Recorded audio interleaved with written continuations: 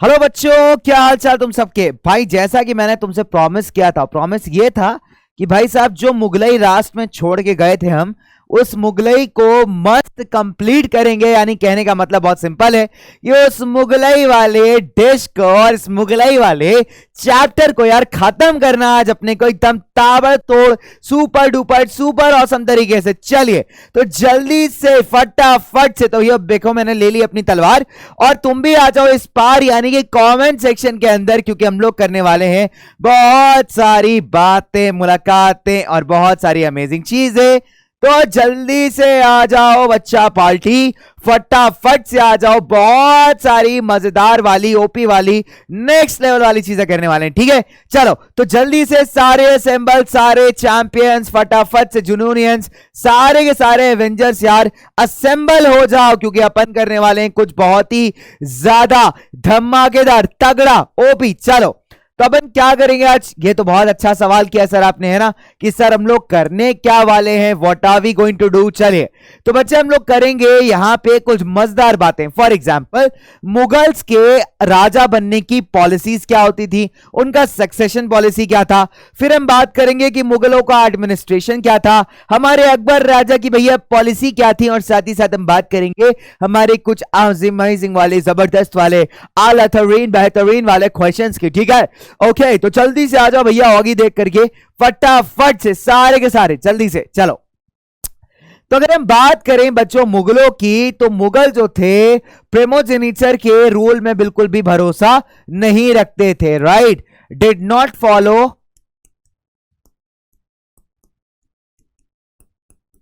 They did not follow the rule of primogeniture. इसका मतलब क्या है बच्चे, इसका मतलब यह है कि इनका यह मानना बिल्कुल भी नहीं था कि भैया जो बड़ा बेटा है वही राजा बनना चाहिए, राइट। तो इनका यह मानना बिल्कुल नहीं था कि जो बड़ा बेटा है वो राजा बनना चाहिए।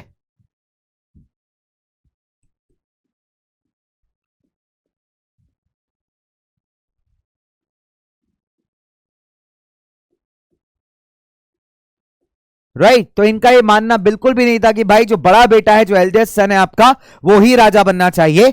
चलिए फिर अगर इसके बाद की बात करूं बच्चों, ये क्या फॉलो करते थे, ये तिमुरिड कस्टम को फॉलो करते थे। They followed the Timurid custom.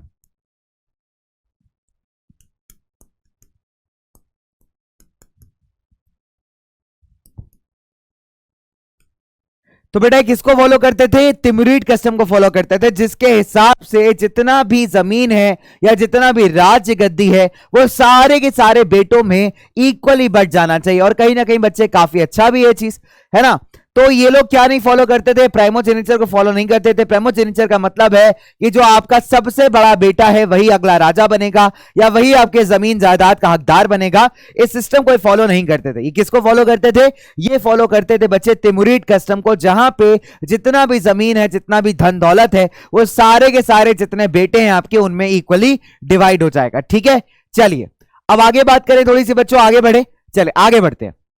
देखिए अगर मुगलों की अगर आप बात करेंगे बच्चे, मुगल रूलर्स की आप बात करेंगे, सो बहुत सिंपल सी बात है, ऐसे रूलर्स जो उनके अथॉरिटी मानने से मना कर देते थे, राइट। यानी ऐसे जितने भी राजा होते थे जो उनकी अथॉरिटी को एक्सेप्ट नहीं करते थे, ये नहीं मानते थे कि भाई वो बहुत सुप्रीम है, बहुत पावरफुल है, तो उनके अगेंस्ट ये लोग युद्ध करते थे। क्या करते थे भाई, उनके अगेंस्ट बच्चों युद्ध करते थे, राइट।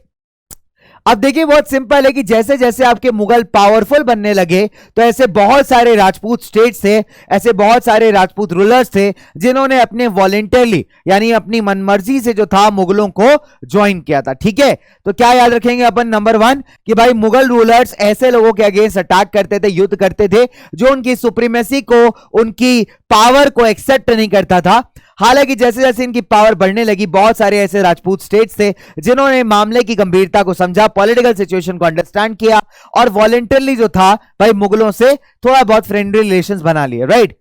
इनफैक्ट अगर आप देखोगे बच्चे, तो बहुत सारे ऐसे राजपूत रूलर्स हैं जिनकी डॉटर्स की जो शादियां हैं वो मुगल फैमिलीज में हुई हैं, ठीक है। और साथ ही साथ बहुत सारे ऐसे राजपूत हैं जिनको मुगलों के एडमिनिस्ट्रेशन में काफी अच्छी खासी प्रोफाइल पे रखा गया है, राइट। बहुत सारे ऐसे राजपूत रूलर्स हुए बच्चे जिनको मुगलों ने, फॉर एग्जांपल अगर हम बात करें अकबर के कोर्ट में ही बहुत सारे ऐसे राजपूत रूलर्स थे जो कि काफी हाई प्रोफाइल पे रखे जाते थे उनके एडमिनिस्ट्रेशन की, ठीक है, ताकि वो अच्छे से कामकाज को मैनेज कर सके। चलिए अब आगे बात करते हैं। इसमें बहुत सारे ऐसे थे बच्चे जो इस एक्सेप्टेंस को रेजिस्ट भी करते थे।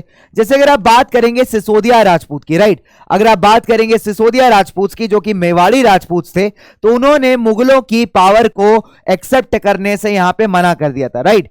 हालांकि युद्ध हुआ है ना, मेवाड़ के राजपूतों के साथ युद्ध हुआ, लेकिन उनकी बहादुरी को भाई मुगलों ने भी एक्सेप्ट किया। उनकी बहादुरी की जो रिस्पेक्ट थी, उनके करेज का, उनके ब्रेवरी का जो रिस्पेक्ट था वो मुगलों ने भी किया और उनको बड़ी इज्जत के साथ, बड़ी रिस्पेक्ट के साथ ट्रीट किया। साथ ही साथ जो उनकी जमीनें थी जिसको आप वतन कहते हैं, वतन जागीर, राइट, तो वो भी उन राजपूत रूलर्स को वापस करती। तो भाई यहां पे जो मेवाड़ी राजपूत थे उन्होंने मुगलों की सुप्रीमेसी को एक्सेप्ट नहीं किया था, मुगलों से युद्ध किया था। हालांकि युद्ध के बाद अगर हम देखें तो मुगल थोड़े से यहां पे भारी पड़ते हैं, लेकिन फिर भी भाई मुगलों ने जो उनकी रिस्पेक्ट थी, जो उनकी ब्रेवरी थी, जो उनकी बहादुर, कहते हैं ना बहादुर जिसको आप कहते हैं बच्चे वीरता, तो वीरता एक सही शब्द है यहां पे समझाने के लिए। तो जो वीरता थी राजपूत रूलर्स की, उसका सम्मान किया, उसका रिस्पेक्ट किया। और साथ ही साथ जो ऐसी एरियाज, ऐसी लैंड्स जो कि हमारे राजपूत कंट्रोल करते थे, हमारे मुगलों ने भाई यहां पे इनको वापस कर दी, राइट। तो ऐसे एरियाज में जहां पे इंडिपेंडेंटली आपके राजपूत रूल कर रहे हैं, इनको हम कहते थे वतन जागीर। क्या कहते थे बच्चे इसको? हम वतन जागीर, ठीक है। चलिए आगे बात करते हैं। अब ये जो केयरफुल बैलेंस मेंटेन किया था इन्होंने, कि भाई ये लोग क्या करते थे, अगर अपने दुश्मन को डिफीट करते थे लेकिन उसको ह्यूमिलिएट नहीं करते थे, उसकी बेइज्जती नहीं करते थे, ठीक है। यानी दुश्मन को डिफीट कर दिया, ठीक है, कोई बात नहीं, लेकिन उसके बाद ऐसा नहीं किया कि उसको टॉर्चर कर रहे हैं, उसको ह्यूमिलिएट कर रहे हैं, उसकी बेइज्जती कर रहे हैं। बिकॉज उससे क्या होगा कि उनका दुश्मन के जो दुश्मनी है वो और ज्यादा बढ़ जाएगी। लेकिन भैया अगर आप दुश्मन को अच्छे से ट्रीट करोगे तो आपके साथ वो अच्छे रिलेशन स्टैब्लिश कर सकता है, और यही स्ट्रैटेजी हमारे मुगल्स भी यहां पे फॉलो करते थे, राइट। चलिए, लेकिन कभी कभी ऐसे बैलेंस को मेंटेन करना भी अपने आप में काफी टफ टास्क है। तो कभी कभी ऐसा नहीं होता था, but most of the time way try करते थे कि अच्छे फ्रेंडली रिलेशंस जो हैं यहां पे मेंटेन रहे बच्चों, ठीक है। चलिए अब थोड़ा और आगे बात करते हैं। अगर आप देखोगे तो जो मुगलों का एम्पायर था ये बहुत बढ़ता चला जा रहा था, राइट, बहुत तेजी से मुगल एम्पायर फैल रहा था, बड़ा हो रहा था। अगर आप देखोगे मुगल्स ने बहुत अलग अलग लोगों को अपनी एडमिनिस्ट्रेशन में रिक्रूट किया हुआ था, यानी अपने एडमिनिस्ट्रेशन में भर्ती किया हुआ था, राइट। जैसे फॉर एग्जांपल तुर्किश नोबल्स हो गए जिनको आप तुरानी कहते हो। क्या बोलते हैं बच्चों? तुरानी कहते हैं, ठीक है। अब इन तुर्किश नोबल्स में ईरान के लोग थे, हमारे इंडियन मुस्लिम्स भी थे, अफगानी लोग भी थे, राजपूत भी थे, मराठास भी थे, और कुछ ऐसे ग्रुप्स थे जिन्होंने भाई मुगल को ज्वाइन किया था एज मनसबदार। देखिए मनसबदार का मतलब होता है मनसब। मनसब क्या है यहाँ पे कि भाई बहुत सिंपल सी बात है, that is the meaning of a rank.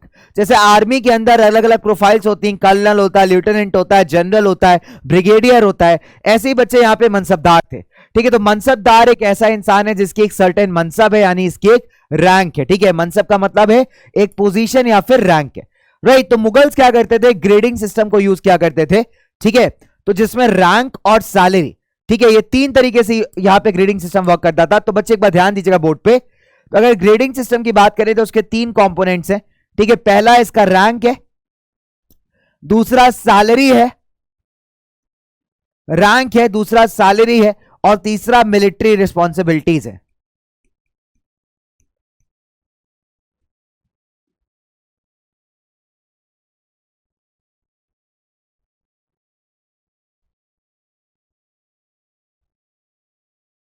ठीक है, तीसरा आपका मिलिट्री रिस्पॉन्सिबिलिटीज है, राइट। चलिए आगे बात करते हैं, ठीक है। चलिए भाई, सो बच्चों अगर मैं बात करूं आपसे नंबर 1 कि पहली चीज तो ये कि भाई मुगल्स ने एक प्रॉपर ग्रेडिंग सिस्टम बनाया हुआ है, जिस ग्रेडिंग सिस्टम के अकॉर्डिंग, जिस ग्रेडिंग सिस्टम के हिसाब से जो हमारे मुगल्स हैं वो क्या करते हैं भाई, जो हमारे मुगल्स हैं वो क्या करते हैं, सिंपल सी बात है बच्चे, अलग अलग लोगों को अलग अलग रैंक्स अलॉट करते हैं, ठीक है।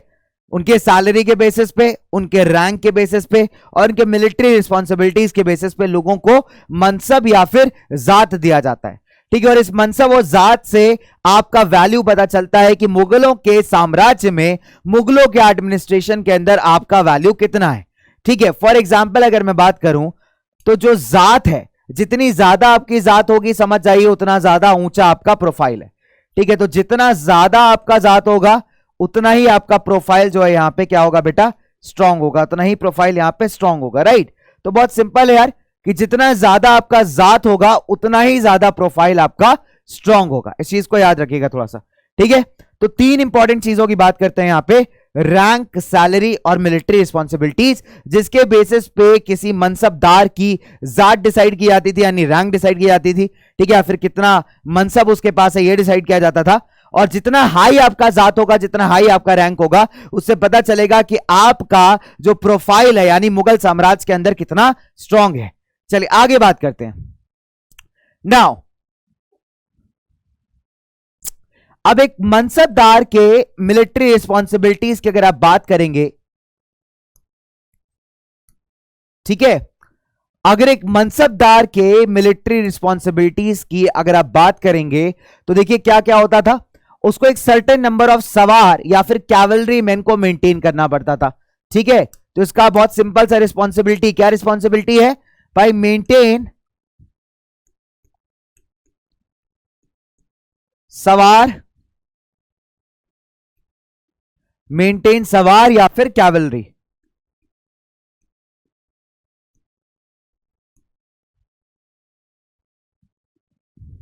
ओके, सो मेंटेन सवार या फिर कैवलरी। कैवलरी का मतलब होता है बच्चों आर्मी मैन। ठीक है, एक सिंपल शुद्ध भाषा में कहें तो आर्मी मैन, यानी सेना जो थी इसको मेंटेन करनी पड़ती थी। राइट, चलिए, और इन्होंने क्या किया था बच्चों की जो हमारे मुगल्स थे और मुगल से पहले भी जो रूलर्स आए थे उन्होंने हॉर्सेस की ब्रांडिंग शुरू की थी। ब्रांडिंग मतलब आपने कभी देखा होगा कि घोड़ों के आगे पीछे इधर पट्टा वट्टा सा लगा होता है, उसमें कई सारे डिजाइन्स वगैरह भी बने होते हैं कई बार, है ना। तो वो जो था एक पर्टिकुलर टुकड़ी को आइडेंटिफाई करने का एक बहुत अच्छा तरीका था। ठीक है, इसको हम कहते हैं ब्रांडिंग ऑफ द हॉर्सेस। तो उन्होंने क्या स्टार्ट किया था भाई, ब्रांडिंग ऑफ द हॉर्सेस। ठीक है, तो क्या किया जाता था कि हॉर्सेस को ब्रांड किया जाता था, रजिस्टर किया जाता था। Right, so they were reviewed, registered and there horses branded. ठीक है, तो बहुत सिंपल सी बात है कि जितने भी आपकी कैवलरी मैन है, जितने भी आर्मी वाले हैं, इनके जो घोड़े हैं इन पे स्पेशल आइडेंटिफिकेशन बनाया जाता था। ठीक है, स्पेशल ब्रांडिंग की जाती थी, आप समझ लो स्पेशल मार्क बनाया जाता था जिससे पता चल सके कि कौन किसका घोड़ा है, कौन से आदमी का घोड़ा है। ठीक है, चले, उसके बाद इनकी रिस्पॉन्सिबिलिटीज को रिव्यू किया जाता था। ठीक है, फिर मनसबदार को जो भी पैसा मिलता था, जो भी इसको मनी रिसीव होता था टू पे द सैलरी, वो मनसबदार उनको दे दिया जाता था। ठीक है, बहुत सिंपल है। तो मनसबदार को देखिए दो फैसिलिटीज दी गई यहां पे। ठीक है, मनसबदार को यहां पे दो फैसिलिटीज दी गई। नंबर वन, मनसबदार के पास जागीर है। मनसबदार के पास क्या है, जागीर है। Jagir is called as the land. ठीक है, तो मनसबदार क्योंकि हाई पेइंग प्रोफेशनल है तो मनसबदार को क्या दे दी गई यहां पे, मनसबदार को यहां पे दे दी गई है जागीर। जागीर क्या है बेटा, जागीर है आपकी जमीन, जागीर है आपका लैंड। बहुत ही सिंपल। ठीक है, चलिए, और इस जागीर से जितना भी रेवेन्यू कलेक्ट करने का यानी टैक्स कलेक्ट करने का अधिकार है वो किसके पास है, एक मनसबदार के पास। क्योंकि मनसबदार की जो सैलरी है वो ऑलरेडी बहुत हाई है। ठीक है, मनसबदार की सैलरी क्या है भाई, ऑलरेडी बहुत हाई है। अब जब ये हाई सैलरी मनसबदार की होगी तो इतनी सैलरी कैश में देना तो पॉसिबल नहीं है। तो इन्होंने क्या किया है कि मनसबदार को एक रिस्पॉन्सिबिलिटी दे दिया है कि भाई वो क्या करेगा, बाकी जितने आर्मी वाले हैं उनकी सैलरी बांटेगा, और मनसबदार की सैलरी निकालने के लिए इसको जागीर दे दी गई, एक जमीन दे दी गई है। वो जागीर से जितना भी टैक्स आएगा, जितना भी रेवेन्यू आएगा, वो सारा का सारा किसका होगा, वो सारा का सारा होगा आपका मनसबदार का। ठीक है, बहुत ही सिंपल। तो देवर रेवेन्यू असाइनमेंट्स कॉल्ड जागीर। राइट, चलिए आगे बढ़े बच्चों, थोड़ा सा आगे बढ़ते हैं। राइट बच्चों, चलिए,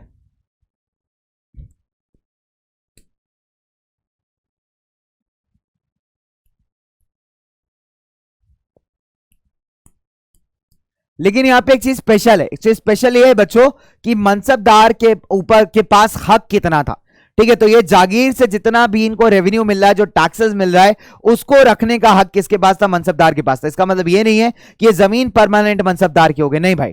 ठीक है, तो मनसबदार का अधिकार इतना है कि इससे जितना भी टैक्स आ रहा है, जितना भी रेवेन्यू कलेक्ट किया जा रहा है, उसको कौन रखेगा, उसको मनसबदार रखेगा एज इज सैलरी। राइट, चलिए, चलो अब आगे बढ़ते हैं थोड़ा सा बच्चों यहां पे, लेट्स मूव फर्दर। अब अगर आगे बढ़ोगे आप कहानी में तो जो मनसबदार हुआ करते थे वो खुद देश के किसी और हिस्से में या राज्य के किसी और हिस्से में सर्व किया कर रहे थे होते थे। तो जो भी मनसब उनको अलॉट किया जाता था वहां पे उन्होंने अपने सर्वेंट्स रखे हुए थे ना, अपने नौकर रखे हुए थे, उन नौकरों का काम था कि वहां से टैक्स कलेक्ट करके, रेवेन्यू कलेक्ट करके मनसबदार तक पहुंचा दिया जाए, क्योंकि मनसबदार तो कहीं और ड्यूटी दे रहा होता था। ठीक है, अब अकबर के जमाने में जो जागीरें थी उनको बढ़िया तरीके से दोबारा से मेजर किया गया, असेस किया गया। ठीक है, सो दैट इनके जो रेवेन्यूज हैं वो ऑलमोस्ट किसकी सैलरी के इक्वल आए, मनसबदार के। मान लीजिए फॉर एग्जांपल, इसको और छोटे तरीके से समझते हैं। अब मान लो कि मैंने तुमको एक मनसबदार अपॉइंट किया, ठीक है, मैं अकबर हूं, ठीक, मैंने क्या किया, तुमको एक मनसबदार अपॉइंट किया, तुम्हारी एक सैलरी थी, मैंने डिसाइड कर लिया कि तुम्हें इतना सैलरी देना है। ठीक है, तो तुम्हारी सैलरी के हिसाब से मैंने क्या किया, जो तुमको मनसब अलॉट किया गया है, जो तुमको एरिया अलॉट किया गया है, वहां पे इतना हिसाब से टैक्स फिक्स किया कि तुम्हारी सैलरी उससे निकल आए। ठीक है, मतलब ऐसा नहीं कर दिया कि तुम्हारा रेवेन्यू बढ़ा दिया, अब रेवेन्यू बढ़ा दूंगा तो भैया तुम्हारे पास तो ज्यादा पैसा आ जाएगा, है ना, यहां तो मेरा नुकसान है। अब मान के चलो मैंने तुम्हारी सैलरी जो फिक्स की है 1 लाख रुपए महीना, ठीक है, तो मैं क्या करूंगा एज अकबर, मैं उस एरिया का जिसका जहां से आपको टैक्सेस मिलने वाले हैं, उस एरिया के टैक्स को भी इस तरीके से डिसाइड करूंगा कि उसका वैल्यू भी 1 लाख है ना, यानी जितना पैसा तुम्हें देना है उतना ही दिया जाए, ज्यादा कम ना हो वहां पे। ठीक है, तो ये छोटा सा आपको पॉइंट समझना है बच्चों, राइट। चलिए, तो ये अकबर के जमाने में था। लेकिन जब औरंगजेब आए, ठीक है, जब औरंगजेब आए यहां पे, जब औरंगजेब ने कमान संभाली मुगल एम्पायर की, तब उन्होंने देखा कि जो एक्चुअल रेवेन्यू कलेक्ट किया जा रहा है वो काफी कम है दैन द ग्रांटेड सम। ठीक है, तो बहुत सिंपल सी बात है, और ये भी देखा कि जो नंबर ऑफ मनसबदार है वो भी बढ़ गए। ठीक है, तो बहुत सिंपल सी बात है, जब लोग ज्यादा हो जाएंगे, पहले क्या लोग कम है, मनसबदार कम है, तो आराम से जमीनों को बांटा जा सकता है ना, आराम से जागीरें दी जा सकती हैं। लेकिन जब मनसबदार बढ़ गए लेकिन जागीर कम है, तो बांटोगे कैसे, तो बेचारे मनसबदार को वेट करना पड़ा है, जब जागीर खाली होगा तब बेचारे मनसबदार को मिलेगा। और साथ ही साथ इन्होंने ये भी देखा कि जो टैक्स कलेक्ट किया जा रहा है वो उसकी सैलरी से कंपैरेटिवली कम है, यानी जितनी सैलरी देने का प्रॉमिस किया है मुगल बादशाह ने, मुगल राजा ने, और जो जितना टैक्स कलेक्ट हो पा रहा है वहां से दोनों में सिमिलैरिटी नहीं है, यानी टैक्स कलेक्टेड कंपैरेटिवली कम हो रहा है और सैलरी थोड़ी सी ज्यादा है। और साथ ही साथ यहां पे मनसबदार बढ़ गए लेकिन जागीर जो है अभी कम है, राइट। चलिए, अब इसमें हुआ क्या कि इसके चलते और बहुत सारे ऐसे फैक्टर्स थे, ठीक है, जिसके चलते जो नंबर ऑफ जागीर थी वो काफी कम थी बच्चों, राइट। तो जागीरदारों ने क्या किया कि ज्यादा रेवेन्यू निकालने के लिए, जब तक उनके हाथ में जागीर था, ठीक है, अलग अलग प्रैक्टिसेस अपनाए। औरंगजेब जो था बच्चे इस तरीके की चीजों को अभी रोक नहीं पा रहा था, राइट। तो आप कह सकते हो इसके चक्कर में हुआ क्या, जो बेचारे हमारे कौन है, जो फार्मर्स हैं अभी वो पिस रहे हैं। बिकॉज जागीरों के ऊपर काम करने वाला कौन है, जागीरों के ऊपर काम करने वाला किसान है, रेंट देने वाला कौन है, किसान है, टैक्स भरने वाला कौन है, किसान है। अभी क्या है कि भैया यहां पे औरंगजेब इस बात पे कंट्रोल कर नहीं पा रहे हैं, और यहां पे औरंगजेब के टाइम पे क्या हो रहा है कि मनसबदार अपनी मनमानी चला रहे हैं। ठीक है, तो क्योंकि जागीर का साइज कम है तो ये क्या कर रहे हैं, टैक्स बढ़ा दे रहे हैं, क्योंकि टैक्स नहीं बढ़ाएंगे तो इनका अपना खुद का प्रॉफिट नहीं निकलेगा। ठीक है, तो अपना खुद का प्रॉफिट निकालने के चक्कर में इन्होंने क्या किया है कि टैक्स बढ़ा दिया, यानी मिसयूज करना स्टार्ट कर दिया, राइट। तो अभी मुगल बादशाह की बात ही नहीं सुन रहे, इंटरनल लेवल पे मिसयूज कर रहे हैं, और इसका सबसे ज्यादा अगर किसी ने नुकसान उठाया है तो हमारी पेजेंट्री है या फिर हमारा फार्मर सेगमेंट है, राइट। चलिए आगे बात करते हैं।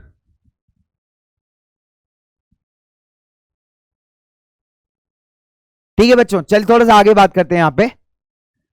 तो अभी आप ये देखोगे जो मेजर सोर्स है इनकम का मुगल रूलर्स का, वो क्या है कि भैया टैक्स लगाओ। और मुगल रूलर्स क्या, चाहे कोई भी जनता हो यार, कोई भी सरकार हो, सबसे मेजर इनकम क्या होता है सरकार का, भैया टैक्स लगाओ। खाने पे टैक्स लगाओ, पीने पे टैक्स लगाओ, बाल कटवाने जाओ उस पर टैक्स लगाओ, बाहर खाना खाने जाओ उस पर टैक्स लगाओ। ठीक है, साथ ही साथ अगर मैं बात करूं कि भाई हमारा जैसे आज के टाइम पे देख लो यार, आप इनकम टैक्स लगता है ना, आपकी इनकम पे टैक्स लगता है, आप कुछ भी खाने जाते हो उस पर टैक्स लगता है, आप इवन बाहर से एक पानी की बोतल भी खरीद रहे हो तो उस पर भी टैक्स लगता है, राइट। तो सरकार जो है यहाँ पे टैक्स वसूल रही है। तो सरकार का भैया सोर्स ऑफ इनकम क्या है, टैक्सेस है। और उस जमाने में भी जो मुगलों का सोर्स ऑफ इनकम क्या था, वो टैक्सेस था। और टैक्स भरता कौन है, बेचारा गरीब आदमी या फिर सैलरी वाला आदमी। ठीक है, तो बहुत सिंपल सी बात है, जो नॉर्मल क्लास का आदमी होता है वही टैक्स भरता है, जो काम करता है वो टैक्स भरता है। ठीक है, फिर यही चीज यहां पे हो रही है कि अगर मुगल रूलर्स की बात की जाए तो ये लोग पैसे कैसे कमाते थे, भाई ये लोग टैक्स लगाते थे किसके ऊपर? हमारे किसानों के ऊपर, राइट। अब कुछ टैक्सेस इसमें से कौन देता था भाई? हमारे किसान देते थे थ्रू द रूरल एलिट्स, यानी कि मान लीजिए कि जो हमारे विलेज के सरपंच हेडमैन हो गए, या फिर जो लोकल एरिया के चीफ है, ठीक है, जिनको कई बार जमींदार कहा जाता है, ठीक है, तो ये लोग क्या करते थे? जमींदार को टैक्स पे करते थे, और जमींदार जो है वो मुगल्स को पे करता था, राइट। तो जो लोकल आदमी वो क्या करेगा? आपके जमींदार को टैक्स दे रहा है, और जमींदार क्या कर रहा है? उसको मुगल को हैंड ओवर कर रहा है। पेजेंट क्या कर रहा है बच्चों? यहां पे टैक्स दे रहा है किसको? जमींदार को, और जमींदार आगे पे कर रहा है किसको? आपके मुगल को। जमींदार आगे किसको पे कर रहा है भाई? आपके मुगल को। सॉर्टेड है? चलिए, अब आपसे एक सवाल है, आपसे एक बहुत बढ़िया सवाल है। सवाल बहुत सिंपल है, मुझे ये बताओ कि भाई आपका मनसबदार कौन था? Who is a mansabdar? चलो फटाफट से बताओ कमेंट सेक्शन में कि मनसबदार कौन है।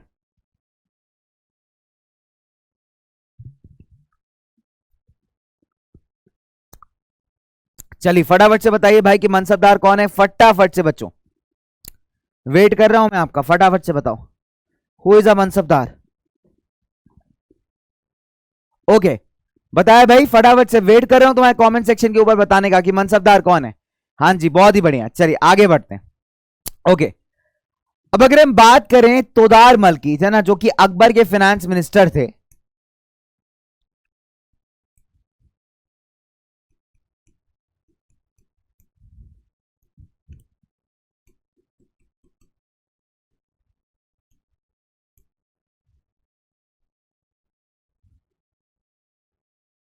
ठीक है। तो अगर हम बात करें तोदार मल की, जो कि अकबर के फाइनेंस मिनिस्टर थे, ठीक है, तो इन्होंने क्या किया था बच्चे? बहुत ही बढ़िया सिस्टम डिजाइन किया था। इन्होंने पहले तो जितनी भी एग्रीकल्चर जमीन है, एग्रीकल्चर लैंड है, उनका अच्छे खासा सर्वे किया, ठीक है।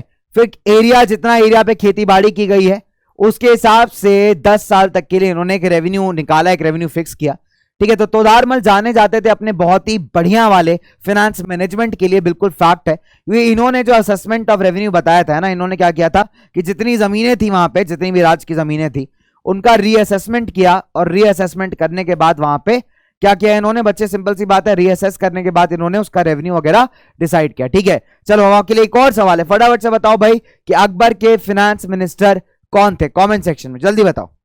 हेलो बच्चों, क्या हाल चाल तुम सबके? तो देखो बच्चा, पार्टी क्या है कि इसलिए मैंने दोबारा से तुम्हारा वेलकम कर दिया क्योंकि तुम लोग अभी थोड़ा सा लेबैक मोड में चले गए होगे, है कि नहीं?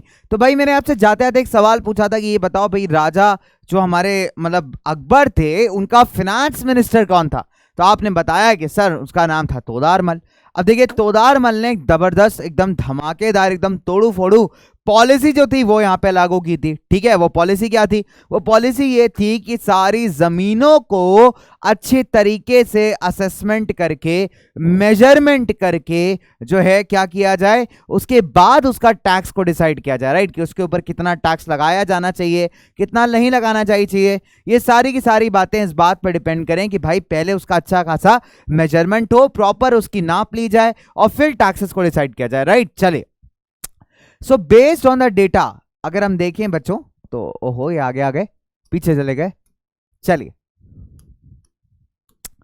तो अगर आप डेटा के हिसाब से देखेंगे, बेस्ड ऑन द डेटा, तो जो टैक्स था उसको फिक्स किया जाता था हर एक क्रॉप के लिए इन कैश, राइट।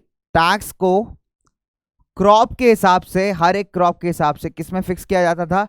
कैश के अंदर। यानी एक फार्मर को जो क्रॉप, किसी भी अनाज के ऊपर जो टैक्स पे करना है, वो किसमें देना पड़ेगा भाई? आपके कैश के रूप में।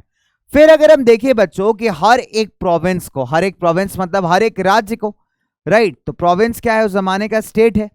तो हर एक प्रोविंस को आपने फर्दर डिवाइड कर दिया, आगे क्या किया आपने? डिवाइड कर दिया किसमें? रेवेन्यू सर्कल्स में। किसमें बच्चों? रेवेन्यू सर्कल्स में। अब इसको बड़े आसान तरीके से समझते हैं, ठीक है। चलिए, अब मान के चलिए कि भैया सिंपल सी बात है, एक स्टेट है और उस स्टेट के अंदर ऐसे 7-8 शहर हैं। अब 7-8 शहरों में जो खेती बाड़ी का आप कह सकते हो टोटल प्रोडक्शन होगा, वो डेफिनेट सी बात है सेम तो हो नहीं सकता। कहीं पे हो सकता है ज्यादा खेती बाड़ी होती है और कहीं पे हो सकता है कम होती हो। तो अगर सबके लिए टैक्स सेम कर दिया जाएगा तो ये तो भाई बहुत नाइंसाफी है, बिकॉज जहां पे भाई खेती बाड़ी आपकी बढ़िया क्वालिटी में नहीं हो रही है, अच्छा प्रोडक्शन नहीं कर पा रहा है, तो वहां पे वो लोग टैक्सेस भी नहीं दे पाएंगे, है ना, बहुत बड़ी समस्या। अब जब वो बेचारे टैक्स नहीं दे पाएंगे और उनके ऊपर ज्यादा टैक्स लगा दिया जाएगा तो उनकी लाइफ काफी बर्डनड हो जाएगी। तो इससे बेटर है कि भाई हर एक जगह के क्रॉप क्वालिटी के हिसाब से, वहां के खेती बाड़ी के क्वालिटी के हिसाब से जो है टैक्सेस को डिस्ट्रीब्यूट किया जाए। तो इसीलिए अगर आप देखोगे तो राज्य को यानी प्रोविंस को अलग अलग रेवेन्यू सर्कल्स में यहाँ पे बांट दिया जाता था, है ना, विभाजित कर दिया जाता था। ठीक है, चलिए, और हर एक का अपना एक रेवेन्यू रेट था या फिर रेवेन्यू शेड्यूल था, राइट।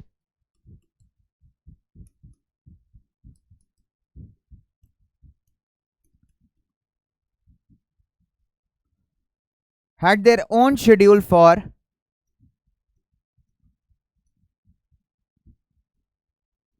Revenue rate, right. चलिए, तो हर एक प्रोविंस को अलग अलग हिस्सों में डिवाइड करते हैं जिसको हम कह रहे हैं रेवेन्यू सर्कल्स, और हर एक रेवेन्यू सर्कल का अपना एक तरीका था, अपना एक प्रॉपर शेड्यूल था जिसके थ्रू वो लोग रेट कैलकुलेट करते थे या फिर कितना टैक्स देना है उस बात को डिसाइड किया जाता था। ठीक है, चलिए, फिर अगर आप देखेंगे कि जो रेवेन्यू सिस्टम था इसको हम क्या कहते थे, जब्त कहते थे। क्या बोलते थे इसको हम? This system is called as जब्त। क्या बोलते थे भाई इसको? जब्त system. This system is called as जब्त, ZABT, that system is called as जब्त।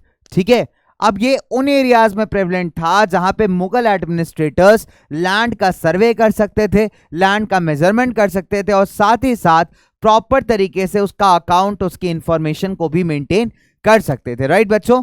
लेकिन गुजरात और बंगाल जैसे एरियाज में ये चीज प्रेवलेंट नहीं थी या ये चीज पॉसिबल नहीं थी, राइट। तो ये उन जगहों पे पॉसिबल थी जहां पे जो आपके मुगल शासक थे, मुगल एडमिनिस्ट्रेटर्स थे, वो जमीन का सर्वे कर सकते थे और साथ ही साथ बहुत केयरफुल तरीके से वहां पे जितना भी मेंटेनेंस है, अकाउंट्स वगैरह का, उसको मेंटेन कर सकते थे। तो ये चीजें कहां पे वैलिड नहीं थी? चीजें आपके गुजरात और बंगाल वाले क्षेत्र में वैलिड नहीं थी।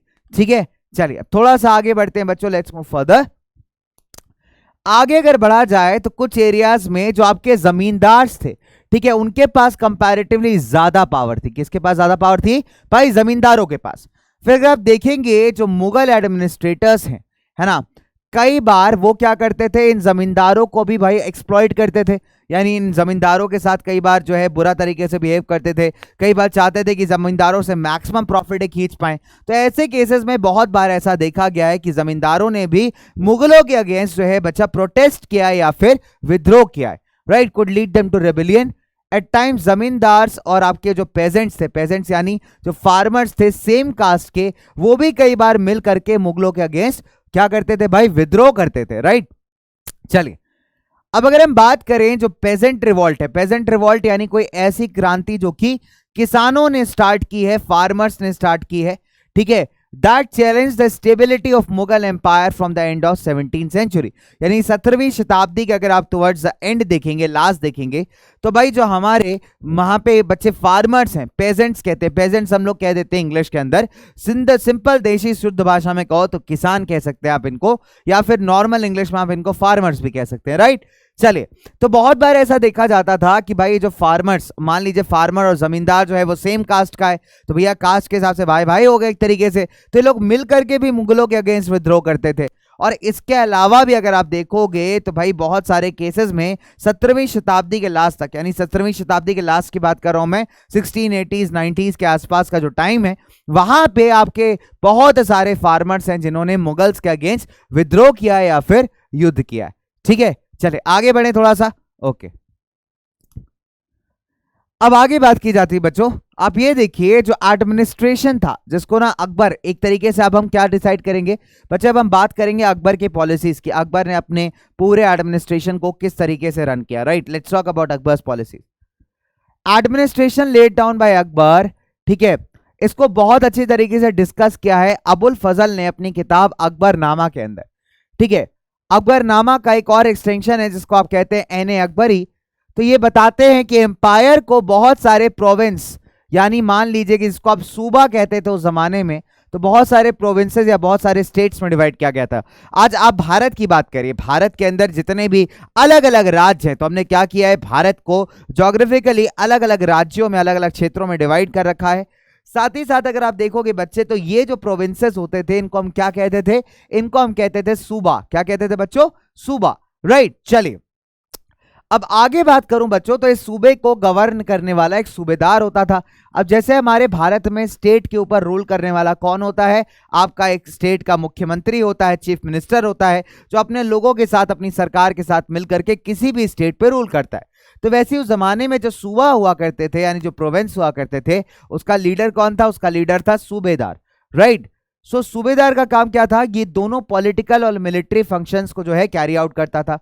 हर एक प्रोविंस का अपना एक फाइनेंशियल ऑफिसर था, यानी समझ लीजिए से फाइनेंस मिनिस्टर, ठीक है, जिसको आप दीवान कहते हैं। क्या कहते हैं बेटा आप, जिसको दीवान कहते हैं। तो ध्यान रखिएगा इस चीज को कि भाई प्रोविंस का नाम है सूबा,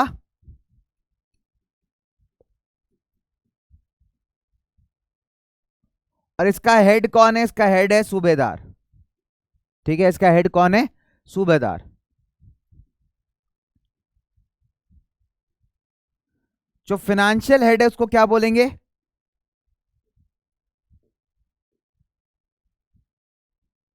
फाइनेंशियल हेड को हम बोलेंगे दीवान। क्या बोलेंगे बेटा, दीवान, ठीक है। फाइनेंशियल हेड को हम क्या बोलेंगे बच्चे, दीवान बोलेंगे, ठीक है प्यारे बच्चों। चलिए आगे बात करते हैं। अब इसी तरीके से जो मिलिट्री को सैलरी बांटने वाला था उसको हम कहते थे बख्शी। क्या बोलते थे भाई, बख्शी। तो जो मिलिट्री की सैलरी वगैरह पे आउट करता था, मिलिट्री का पे मास्टर,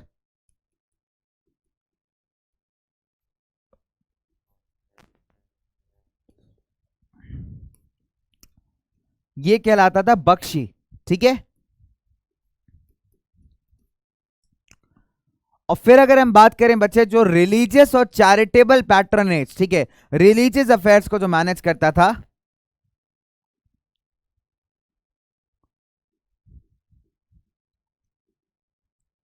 अफेयर्स को जो मैनेज करता था, इसको हम क्या बोलते थे, इसको हम बोलते थे सद्र। क्या बोलते थे उसको बच्चों, हम सद्र, ठीक है। और जो मिलिट्री का कमांडर होते थे उनको हम कहते थे फौजदार। क्या बोलते थे उनको हम, फौजदार।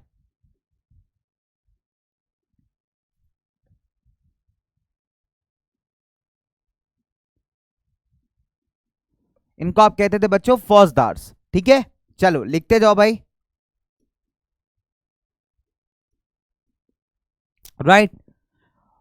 और फिर आपका बच्चे जो टाउन का पुलिस वाला होता था, पुलिस वाले को हम क्या बोलते थे, पुलिस वाले को हम कहते थे कोतवाल। क्या बोलते थे भाई इसको, कोतवाल,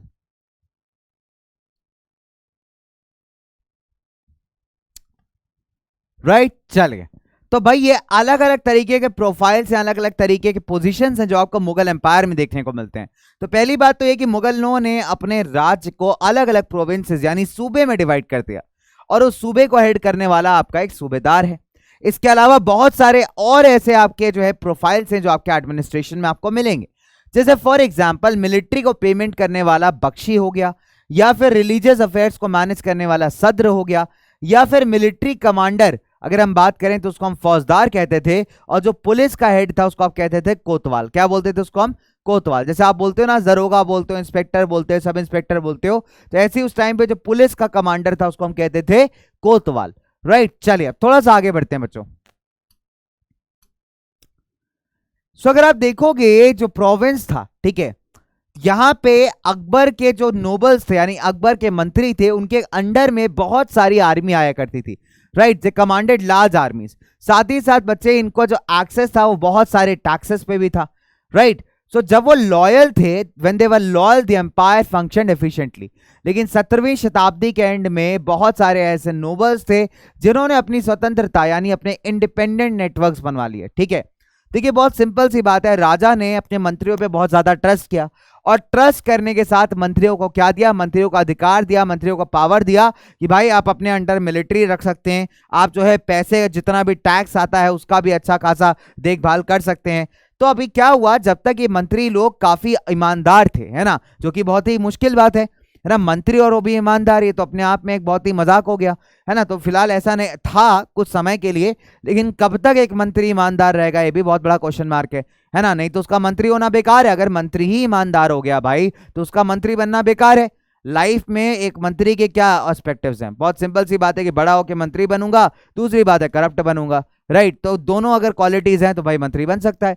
लेकिन अभी देखो कि जब तक मुगल एम्पायर में जो मंत्री थे आपके, ठीक है, जब तक वो बढ़िया तरीके से काम कर रहे थे, जब तक वफादारी कर रहे थे, तब तक एम्पायर बहुत अच्छा चल रहा था।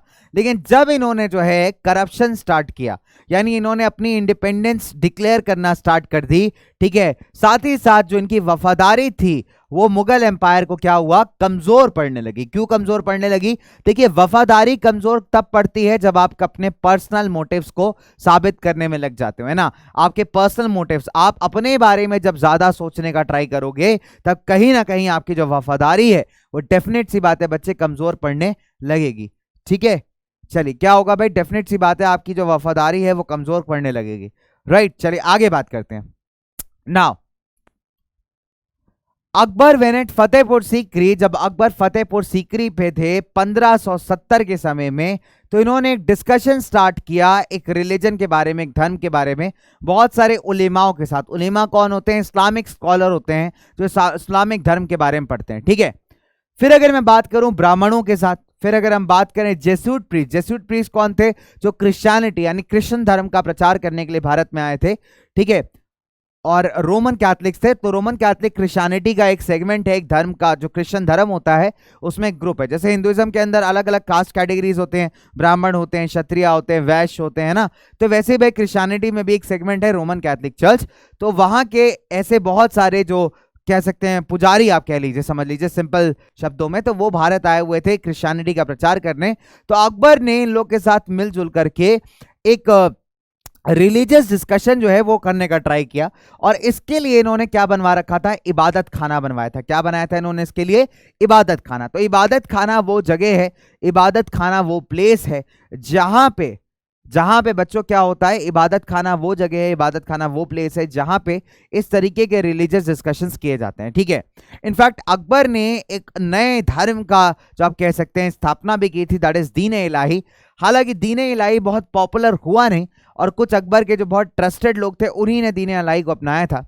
बहुत सारे ऐसे मुस्लिम स्कॉलर्स भी थे जो इस बात से बिल्कुल भी खुश नहीं थे कि अकबर जो है मल्टीपल टाइप के रिलीजियस थॉट्स को मिक्स करके कुछ स्टार्ट करना चाहते हैं, ठीक है। तो एक तरीके से इबादत खाना की शुरुआत तो बहुत अच्छे ऑब्जेक्टिव्स के साथ हुई थी, लेकिन वो ऑब्जेक्टिव्स कहीं ना कहीं फुलफिल हो नहीं पाए, क्योंकि जो लोगों का आपस में धर्म को लेकर के रिएक्शन था, धर्म को लेकर के जो डिबेट एंड डिस्कशन था, वो बहुत पॉजिटिव कम होने लगा और नेगेटिव थोड़ा ज्यादा होने लगा। तो बाद में अकबर ने इबादत खाना बंद कर दिया था, राइट।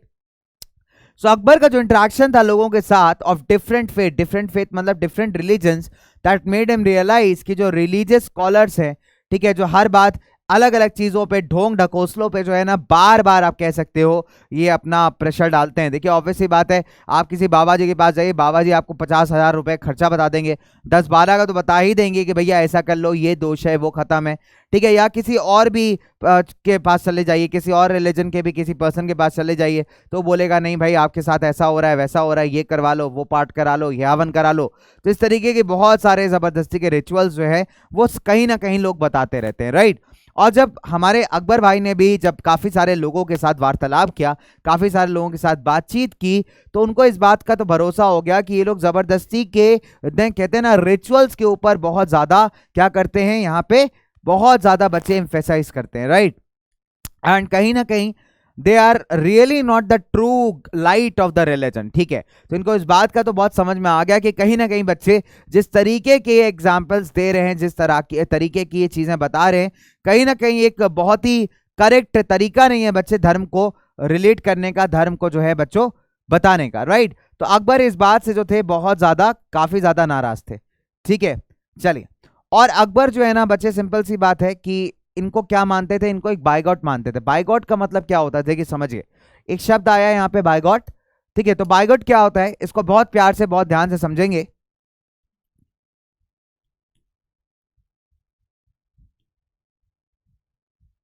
राइट। सो बाइगॉट एक ऐसा आदमी है जो कि बहुत प्रेजुडिस्ड है। प्रेजुडिस का मतलब होता है कि इसने अपने दिमाग में एक विचार बना लिया है, एक थॉट प्रोसेस बना लिया है, अब ये उस थॉट प्रोसेस को चेंज करने के बिल्कुल भी फेवर में नहीं है। ऐसे इंसान को हम कहते हैं प्रेजुडिस्ड इंसान। क्या कहते हैं बच्चे इसको हम? प्रेजुडिस्ड इंसान। यानी कहने का मतलब बहुत साफ है, बहुत सिंपल है कि एक ऐसा इंसान है जिसने अपने दिमाग में किसी पर्टिकुलर धर्म को लेकर, किसी पर्टिकुलर बिलीफ को लेकर के एक धारणा बना ली, एक धारणा उत्पन्न कर ली है। और साथ ही साथ ऐसा इंसान जो है बेटा आपका बिल्कुल भी किसी और चीज के लिए ओपन नहीं है या फिर किसी ओपन डिस्कशन के लिए अवेलेबल नहीं है, राइट। सो अकबर का मानना था कि इन लोगों की जो टीचिंग्स हैं वो कहीं ना कहीं समाज को डिवाइड करेंगी, ठीक है, और लोगों के बीच में जो है ना एकदम आप कह सकते हो कि जैसे जलन की भावना हो गई है ना, और गुस्से की भावना हो गई, ये भड़काएंगे। अब जब आप अपने रिलीजन को सुपीरियर बताने उतर जाते हो without concerning about other religion, तो वहां पे प्रॉब्लम स्टार्ट होती है, बिकॉज हर एक इंसान की नजर में उसका धर्म सुपीरियर है।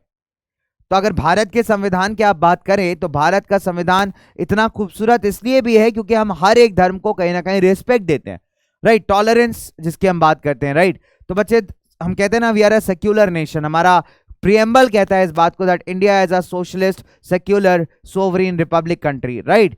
सो जब आप बात करते हो सेक्युलरिज्म की तो दिक्कत बात यह है कि भैया सेक्युलरिज्म का असली मीनिंग लोगों को पता ही नहीं होता, ठीक है। तो देखिए बहुत सिंपल सी बात है, हर एक को पूरा अधिकार है कि अपने रिलीजन के बारे में एकदम बिल्कुल प्रॉपर चीजों को अच्छे से जाने, बढ़िया तरीके से जाने, ठीक है।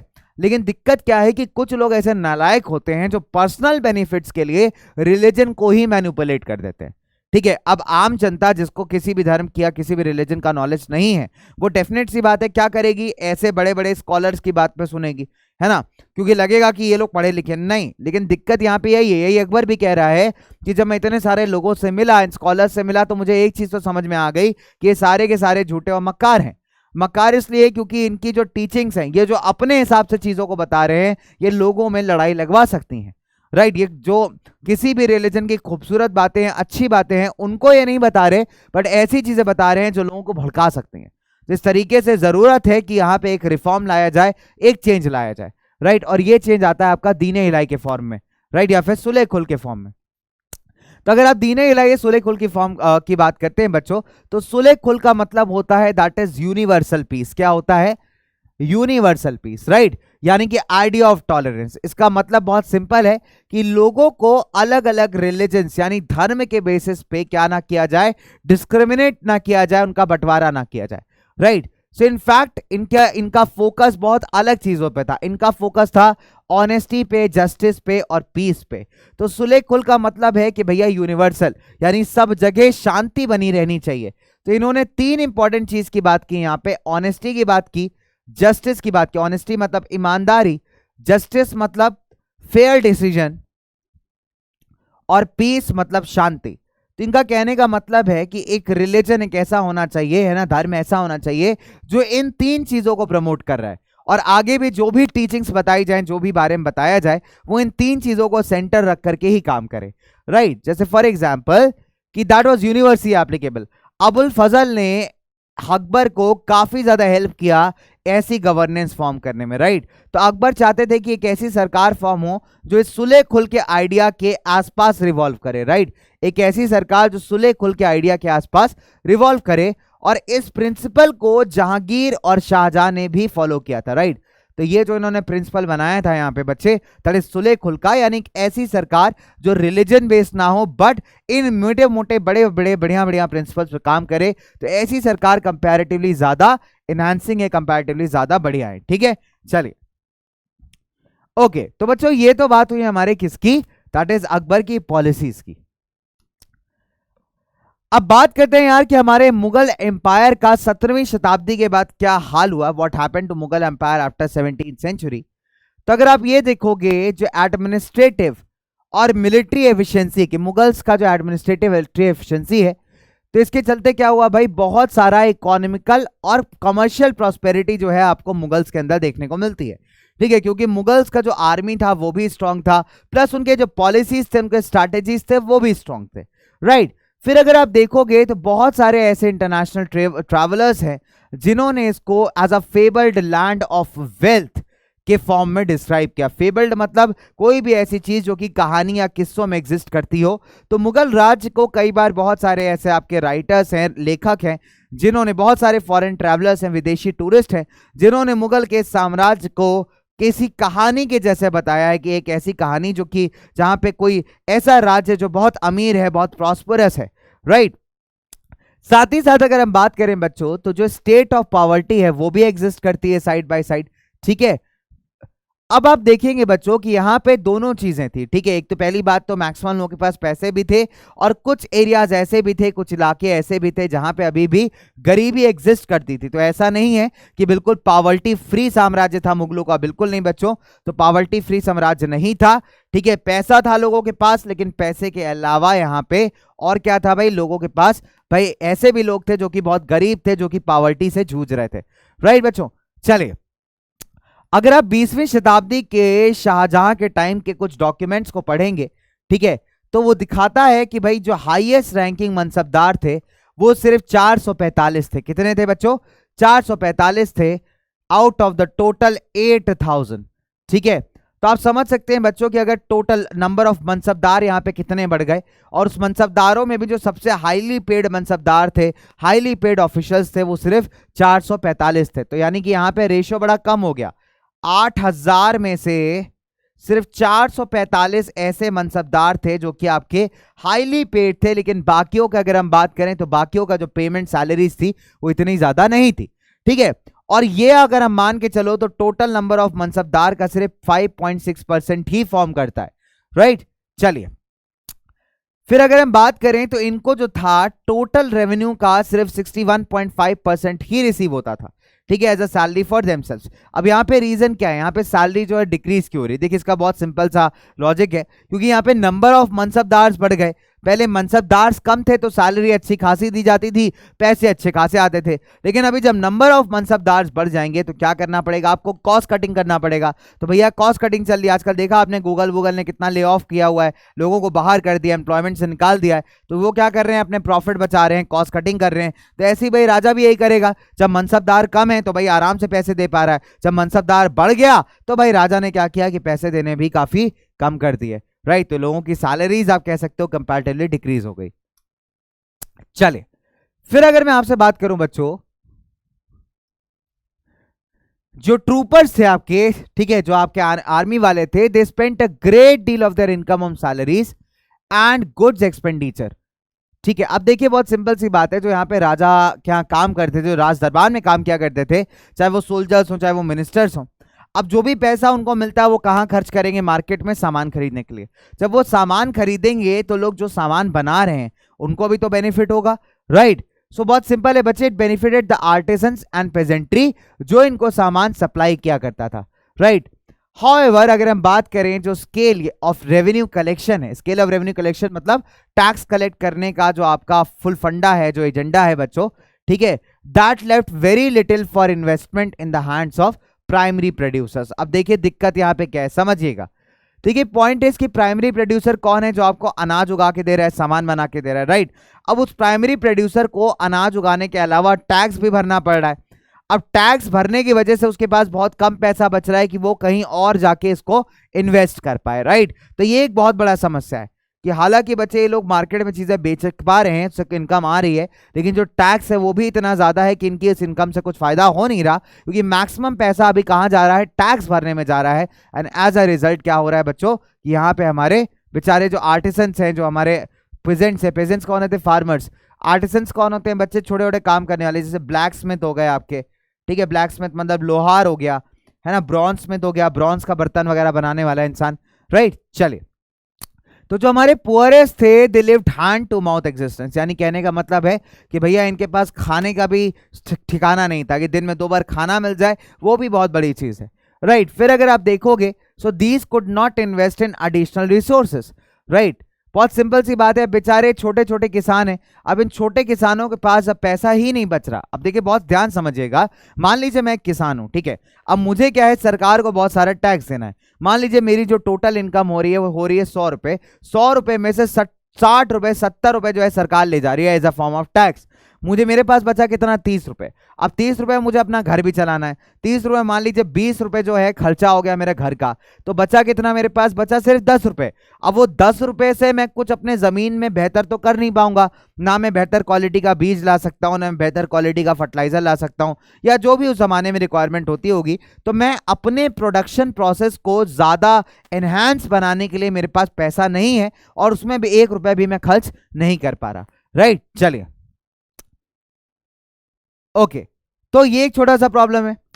हालांकि जो वेल्दी पेजेंट्स थे, यानी जो वेल्दी फार्मर्स थे, या फिर वेल्दी आर्टिसंस थे, या मर्चेंट्स या व्यापारी हो गए, बैंकर हो गए, उनको यहाँ पे बहुत प्रॉफिट होता था इन दिस पर्टिकुलर टाइम। ठीक है, तो यहाँ पे आप कह सकते हो कि बच्चे बहुत सारा जो धन दौलत था, रिसोर्सेस थे, ठीक है, that is commanded by the Mughal elite made them very powerful. तो अगर बहुत सिंपल सी बात देखेंगे तो बच्चे यहाँ पे जो आपका अमीर आदमी है, देखिए चाहे मुगल एम्पायर हो चाहे आज का एम्पायर हो, अमीर आदमी दो चीजें करता है, या तो चोरी करता है या तो बैंक से बड़े लोन लेता है। ठीक है, और उसको मिल जाते हैं क्योंकि भाई वो आदमी अमीर है, नॉर्मल है।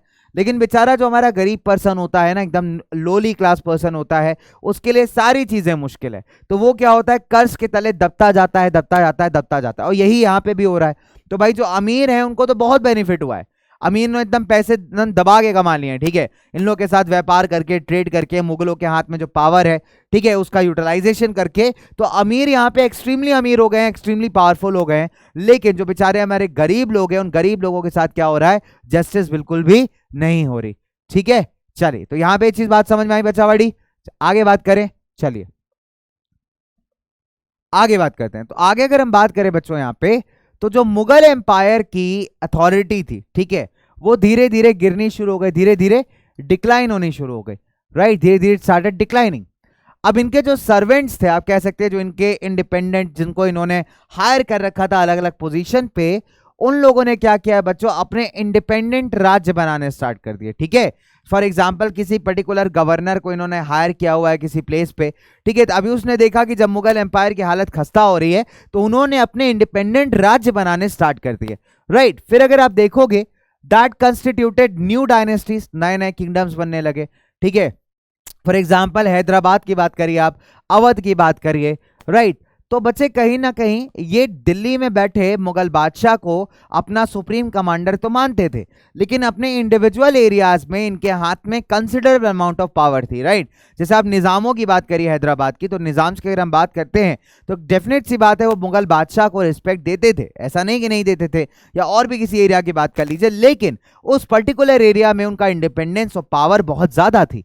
राइट, तो भाई 18वीं शताब्दी क्या होता है, जो प्रोविंसेस थे मुगल एम्पायर के, ठीक है, इन्होंने धीरे धीरे अपना इंडिपेंडेंस क्लेम करना स्टार्ट कर दिया। राइट, क्या किया बच्चों, इन्होंने अपना धीरे धीरे इंडिपेंडेंस यानी स्वतंत्रता क्लेम करनी यहां पे स्टार्ट कर दी।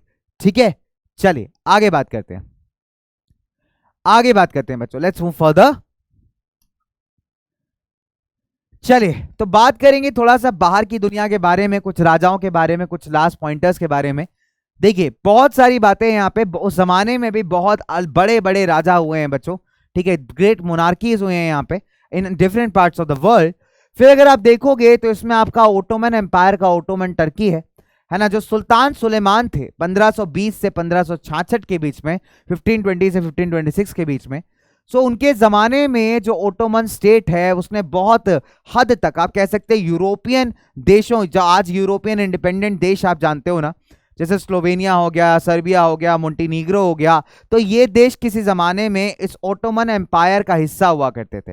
राइट, तो जो सुल्तान सुलेमान थे उनके जमाने में जो ओटोमन टर्क, जिसकी शुरुआत हुई थी बच्चे तुर्की से, ठीक है, टर्की से, तो वहां से शुरू होकर के उन्होंने अपने एम्पायर को एक बहुत बड़े एम्पायर में एक्सपांड कर लिया। राइट, इनफैक्ट हंगेरी और साथ ही साथ ऑस्ट्रिया तक के कुछ ऐसे हिस्से थे जो कि यहाँ पे ओटोमन एम्पायर के अंडर आते थे। फिर अगर हम बात करें जो इनकी आर्मीज थी, इन्होंने बगदाद और इराक पे भी कब्जा कर लिया था, नॉर्थ अफ्रीका पे भी इनका कब्जा था, एंड साथ ही साथ मोरक्को के अंदर भी इन्होंने कब्जा कर लिया था। राइट, सो मोरक्को ने भी भाई ओटोमन एम्पायर की अथॉरिटी को, पावर को माना था जिसको कह सकते हैं आप। तो जो सुल्तान सुलेमान थे, इन्होंने क्या किया, ओटोमन नेवी को भी नए तौर तरीकों से रिकंस्ट्रक्ट किया। तो ओटोमन की खासियत ये थी कि ओटोमन का जो नेवी था वो बहुत पावरफुल था, और साथ ही साथ ओटोमन आर्मीज बहुत पावरफुल और वेल ऑर्गेनाइज थी। ठीक है, तो अगर हम बात करें इनका जहां कुल मिलाकर के ईस्टर्न मेडिटेरियन पोर्शन पे पूरा धावा बोलता था, डोमिनेशन चलता था। ठीक है, so it bought the navy into competition with Spain. अब देखोगे अगर आप ईस्टर्न मेडिटेरियन सी पे, तो ईस्टर्न मेडिटेरियन सी पे इनके साथ एक और कॉम्पिटिटर है, वो कॉम्पिटिटर है आपका स्पेन। तो जब इन्होंने इस पर्टिकुलर क्षेत्र में अपना कब्जा जमाना स्टार्ट किया है ना, अपना दौर जमाना स्टार्ट किया, तो यहां पे स्पेन के साथ जो है बच्चे डायरेक्ट इनकी फाइट होने लगी। ठीक है, अब अगर हम आगे बढ़ते हैं बच्चों यहां पे, सो अरेबियन सी के अंदर इट चैलेंज द पोर्तुगीज।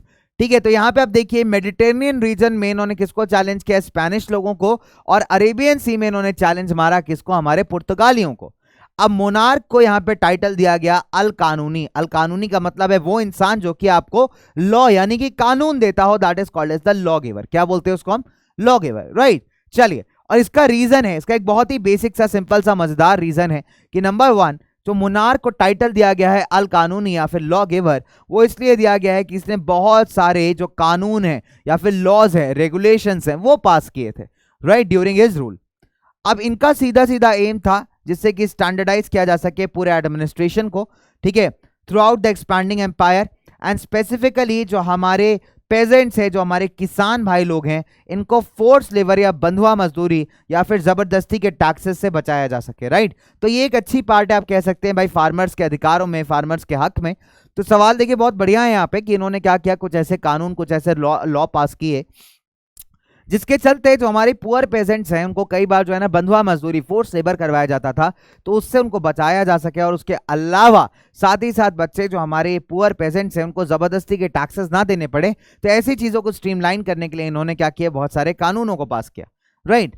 अब लेटर 17वीं शताब्दी में जब लोगों ने पब्लिक ऑर्डर को डिक्लाइन कर दिया गया, ठीक है, ओटोमन के अंदर, सो जो सुलेमान कानूनी का जो राज्य था, ये माना जाता है कि एक बहुत ही आइडियल राज्य था पूरे टाइम पे।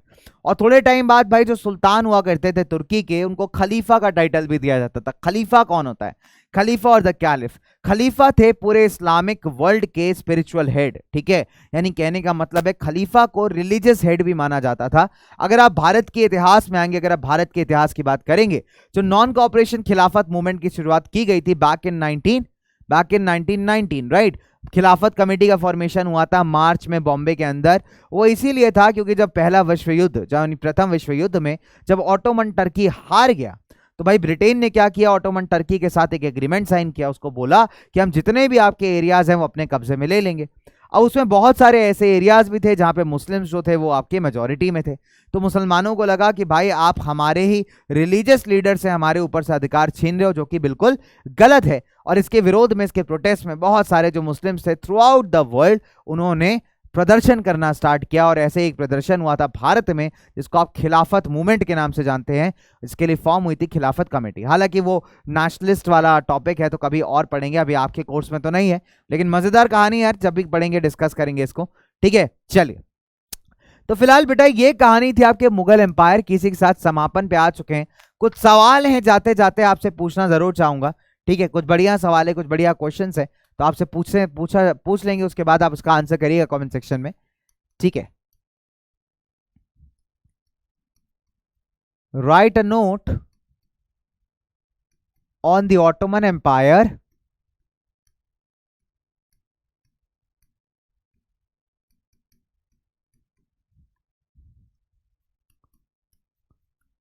explain the administration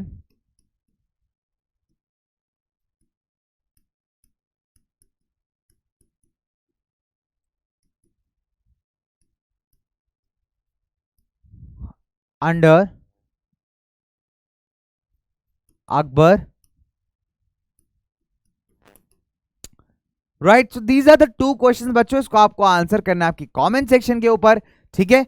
चलिए, तो इसमें आप बच्चे जो रैंक्स वैंक्स मैंने आपको बताया है ना, ठीक है, वो बता दीजिएगा, और मनसब का डिवीजन आप बता दीजिएगा इसमें। फिर ऑटोमन एम्पायर वाला हमारा अभी लास्ट स्लाइड से ही क्वेश्चन है।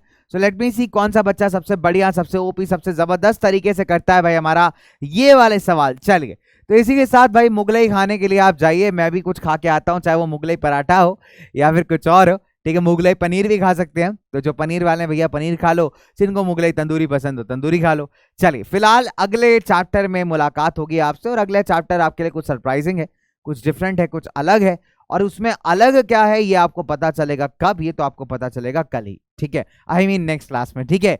चलो बच्चों, तो प्यारे बच्चों, चलिए मिलते हैं फटाफट से, तब तक के लिए बाय बाय बच्चा party, stay happy, stay tuned, stay amazing and जुड़े रहो यार पीडब्ल्यू के साथ। बाय बाय।